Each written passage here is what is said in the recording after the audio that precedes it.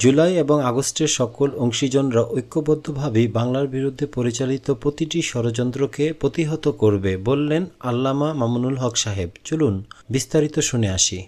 আমরা অন্তর্বর্তীকালীন সরকার প্রধানকে বলতে চাই, জনাব ডক্টর ইউনূস সাহেব, মেহেরবানি করে আপনি প্রথমে অনতিবিলম্বে সংবিধান সহ রাজনৈতিক ব্যবস্থা এবং নির্বাচন ব্যবস্থা সহ গুরুত্বপূর্ণ প্রতিটি সংস্কারের রোডম্যাপ ঘোষণা করেন। কবে নাগাদ আপনারা এই সকল সংস্কারগুলো করবেন? এই সংস্কারগুলোর একটা রোডম্যাপ ঘোষণা করেন। রোডম্যাপের ভিত্তিতে যথা উপযুক্ত সময়ে একটি যৌক্তিক সময়ের মধ্যে নির্বাচনের রোডম্যাপ ঘোষণা করেন। এদেশের মানুষের অনেক স্বপ্ন রয়েছে, এদেশের অনেক মা তার সন্তান হারিয়েছে, তাদের চোখের অশ্রু এখনো শুকিয়ে যায়নি, শহীদের রক্তের দাগ এখনো বাংলার রাজপথ থেকে মুছে যায়নি। এখনো ক্ষমতা নিয়ে এত মারামারি করা এবং এত হানাহানিতে লিপ্ত হওয়া আমাদের জন্য সমীচীন হবে না। বিএনপি সহ সকল রাজনৈতিক দলগুলোকে বলতে চাই, এভাবে আলটিমেটাম দিয়ে এবং এভাবে টাইম ফ্রেম বেঁধে দিয়ে দেশকে সামনের দিকে অগ্রসর করা সম্ভব হবে না। সহনশীল অবস্থানে আসুন, প্রত্যেকে দায়িত্বশীল ভূমিকা পালন করুন।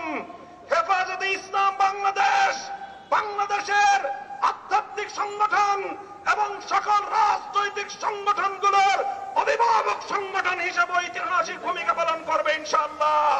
ইসলামের মঞ্চ থেকে আমি আমাদের বাংলাদেশের এই ক্রান্তিকালের ত্রাতা হিসেবে আবির্ভূত অধ্যাপক প্রফেসর ডক্টর ইউনূস সাহেবকে আহ্বান জানাতে চাই, আপনি আপনার সংস্কার কার্যক্রম সুসম্পন্ন করুন। এদেশের রাজনৈতিক দলগুলোকে সঙ্গে নিয়ে নির্বাচন ব্যবস্থার আমূল সংস্কার সাধন করুন। প্রচলিত বর্তমানের দুর্বৃত্তায়নের নির্বাচনী ব্যবস্থায় এদেশের মানুষ বিশ্বাস করে না।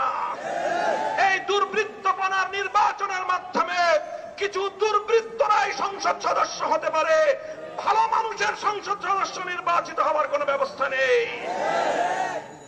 দেশের মানুষকে জিম্মি করে মব তৈরি করে একটার পর একটা দাবি আদায়ের যেই কালচার শুরু হয়েছে, এই সংস্কৃতি অব্যাহত থাকলে এই দেশকে ধ্বংসের হাত থেকে কেউ রক্ষা করতে পারবে না।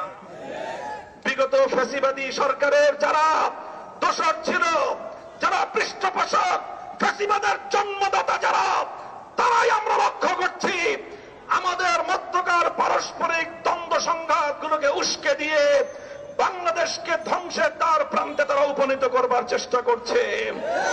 কাজেই আসুন আমরা হাতে হাত রাখি, আবার জুলাই এবং আগস্টের চেতনাকে শানিত করে বাংলাদেশে অভূতপূর্ব ঐক্য সাধন করে সকল ষড়যন্ত্রকে আমরা নস্যাৎ করে দিতে চাই। ছাত্র নেতৃবৃন্দ, তোমাদেরকে আমি বলবো, তোমাদের ত্যাগ, তোমাদের কোরবানি, জুলাই এবং আগস্টের বিপ্লবে তোমাদের ঐতিহাসিক নেতৃত্ব এদেশের মানুষ হাজার বছর পর্যন্ত স্মরণ করবে। কাজেই তোমরাও দায়িত্বশীল ভূমিকা পালন করো। রাজনৈতিক দলগুলোর সঙ্গে অযথা বাক বিতণ্ডায় জড়ানোর কোনো প্রয়োজন নেই। বিএনপি এবং জামায়াতে ইসলামীকে বড় রাজনৈতিক দল হিসেবে আপন আপন জায়গা থেকে গুরুত্বপূর্ণ ভূমিকা পালন করার উদাত্ত আহ্বান জানাই।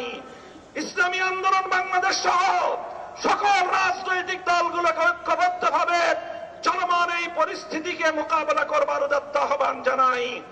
ইনশাআল্লাহ আমি আপনাদেরকে আজকের মঞ্চ থেকে বাংলাদেশের মানুষকে আমি আশ্বস্ত করতে চাই, ইনশাআল্লাহ জুলাই এবং আগস্টের সকল অংশীজনরা ঐক্যবদ্ধভাবেই বাংলার বিরুদ্ধে পরিচালিত প্রতিটি ষড়যন্ত্রকে প্রতিহত করবে ইনশাআল্লাহ।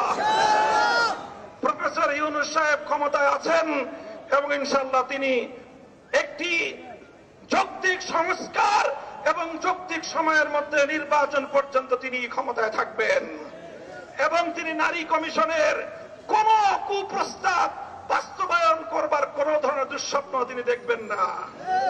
ইনশাআল্লাহ আগামী দিনে নারীর ন্যায্য অধিকার বাস্তবায়নে হেফাজতে ইসলাম মাঠে ঘাটে পরিচালনা করবে